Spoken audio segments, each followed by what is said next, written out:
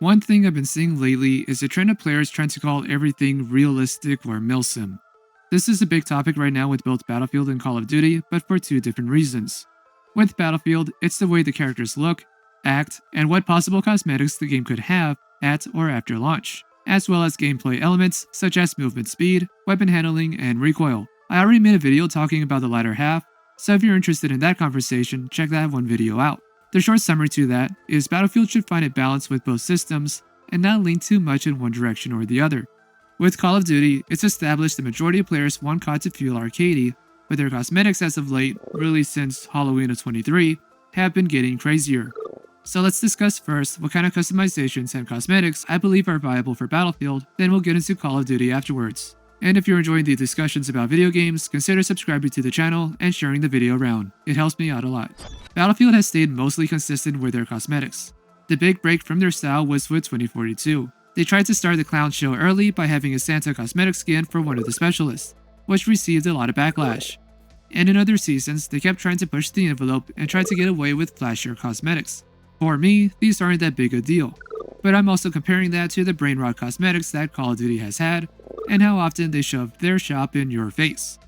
With Battlefield, they have a lot more options than you may think. 2042, in my opinion, was limited because of the specialist system. Every character needed to still look like the specialist, which means you can't use whichever skin you like on any class. They would just be stuck to just one character, while others may have a similar cosmetic.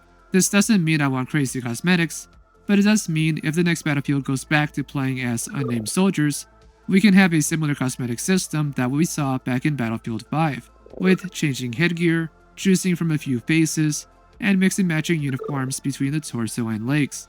This next Battlefield can continue to expand on that ability to make every character unique with uniform badges, boots, backpacks, and maybe a few different color options, and of course, camo patterns.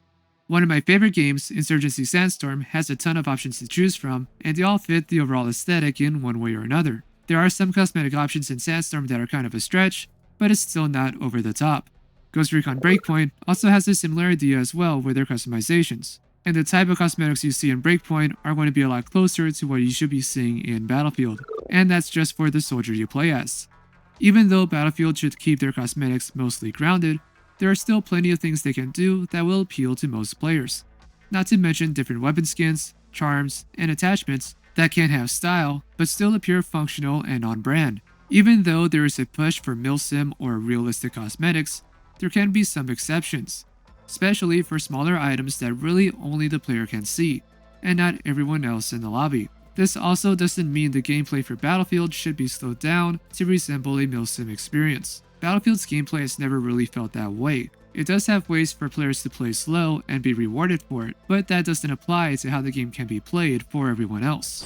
Quickly going over Call of Duty, it's clear they lost their identity. It's not to say COD was always grounded and never had wacky cosmetics, but now it's the main attraction. Activision really wants to try and become Fortnite in that way, with flashy cosmetics and crossovers, without providing players everything else that Fortnite does, such as map editors, custom game modes, a functioning replay system for Warzone, and the list goes on. For me, I can't even think about buying a battle pass or bundle on COD because of how bad a state the game has been in the past few years. I'm not interested in the flashy cosmetics they offer in the first place, but even on the off occasion they have something that I do like, I'm still not going out of my way to buy it. As far as what the typical Call of Duty cosmetics should be, they should fit that sort of urban, tactical style of gear, where it's either too much or too little gear to be practical, but it still looks functional.